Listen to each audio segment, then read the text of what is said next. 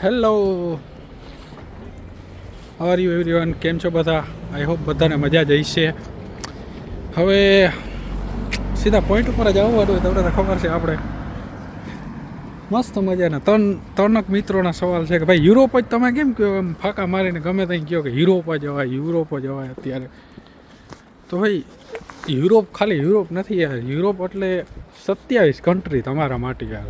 તમે આપણે ઇન્ડિયામાં રહી તો આપણા કે 27 રાજ્ય છે કામ કરવા માટેના, આપણે જાણીએ જ છીએ, સમજી ગયા?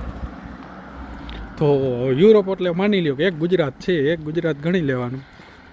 હવે એમાંથી ગુજરાતમાં હાફ જેટલી વસ્તી છે ને એટલી એક મામા ગણતરીની રીતે આપણે હાલો ને એમ ખાલી દેશીમાં, તો એટલી રહીએ એવા 27 થી 28 દેશ છે. તમે એક દેશમાં આવીને 2 વર્ષ 3 વર્ષ કાઢી નાખો, ભલે હાર્ડ કામ કરવું પડે, આ કરવું પડે, પછી બાકીના બધાય દેશ તમારા માટે ખુલી જાય. અમુક દેશમાં જો કે નિયમ આકરા છે, જર્મનીમાં છે, પછી ફ્રાન્સમાં છે, પેરિસ એવા બધા, નેધરલેન્ડમાં. પણ હા, બીજી એવું નથી કે ચીપ કન્ટ્રી, જે કાંઈ ચીપ એકે કન્ટ્રી નથી. આપણા કરતાં બધી મોટી જ છે ભાઈ. એટલે ચલણની રીતે અહીંયા પગાર સીધો 60-70 હજાર કે તો આવે જ, ગમે એવું એમ. અને પછી તમે જો એની ભાષા શીખી જાઓ, જો ગમે એ કન્ટ્રીમાં રહીને તમે એની ભાષા શીખી જાઓ તો તમારો જન્મ જ સુધરી ગયો. માનો ને 10 વર્ષની અંદર તો તારે લીલા લહેર જ થઈ પડે, સમજ્યા? 3 વર્ષમાં જો હું વાદળીવાળા કાળા બૂટમાંથી અહીંયા આવી ગયો તો તમે વિચારી લ્યો કે ભાઈ કાંઈ ભણેલ નહોતો. ઘણા બધા મને પૂછતા, ભાઈ તું કેટલું ભણેલ છો? હાવ ફાંકા ફોજ જ કઈ રીતે મેં ઇન્ડિયામાં, સમજા? એટલે કાંઈ ડ્રાઇવિંગ કરી નાખ્યું બસમાં ને ખટારાઓમાં, પચાન પેટ્રોલને હાંધા થતા. સાચી વાત કરીએ ને ભાઈ. પણ યુરોપ આવ્યા પછી ભાઈ સુકૂન, શાંતિ, આમ નિડરતા, આમ બધું એમ શીખવા જઈડું કે ભાઈ ધંધો અહીંયા આમ કરાય.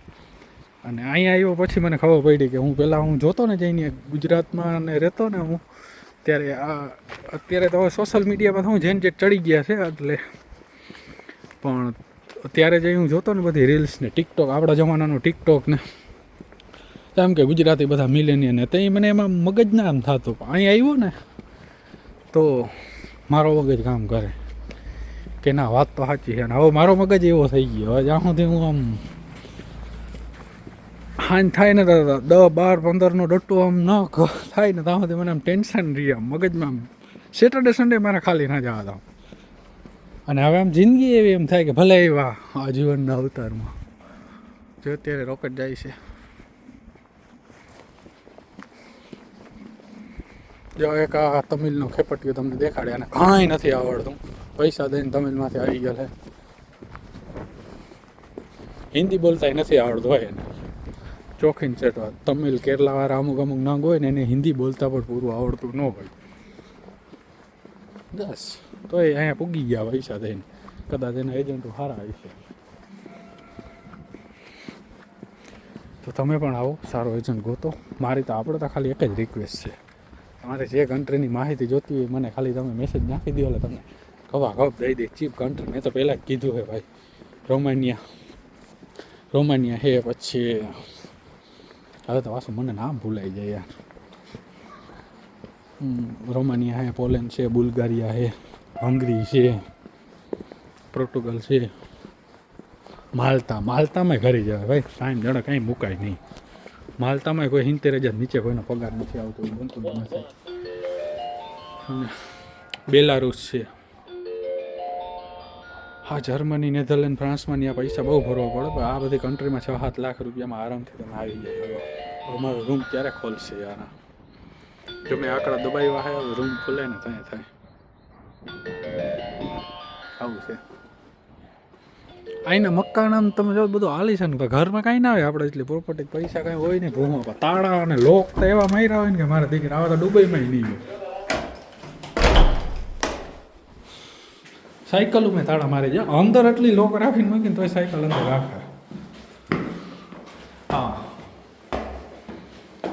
આવું હજી તો બારીમાં ઠેકડો મારીને આવતો રહે. મકાનમાં કાંઈ હોતું નથી. જવાનું લોક દીધો, આ સામેનું ઘર છે અમારા રૂમમાં કાંઈ ન જડે હવે લુગડા સિવાય તમને. અમારા ફાલ્ગુનભાઈ છે 12 કલાક ભરવા જશે જો. અમારા ખાસ કરીને ભૂષણભાઈ પટેલને 3 દિવસની રજા ચાલે છે. ભૂષણભાઈ શું કહેશો તમે? આ જો આ બધાનું જમવાનું એમને બનાવવા બધું કમ્પ્લીટ કરી નાખ્યું. હું ભૂષણ દેતા આજે